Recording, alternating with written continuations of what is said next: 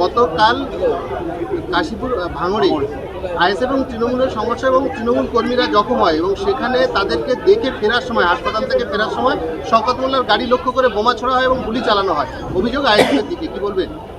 এই ব্যাপারে পুলিশ তদন্ত করছে, যারা দোষী রয়েছে তারা কেউ রেহাই পাবে না এটা আমি বলতে পারি। তবে যারা এই কাজটা করেছেন, দেশ দুষ্কৃতকারীরা যারা হামলা করেছে বিধায়ক শওকত মোল্লার উপরে, তাদের এই কাজের জন্য আমি তীব্র নিন্দা করি। আইএসএফ বলে পশ্চিমবঙ্গ বিধানসভাতে কোনো পলিটিক্যাল পার্টির অস্তিত্ব নেই। সবাই বলে বেড়াচ্ছে বটে, কিন্তু ওটা হচ্ছে মজলিস পার্টির নাম দিয়ে উনি নির্বাচনের প্রতিদ্বন্দ্বিতা করেছেন। হঠাৎ আইএসএফ কেন হয়ে গেল সেটাও আমি জানি না। বিধানসভার রেকর্ডে আইএসএফের কোনো অস্তিত্ব নেই।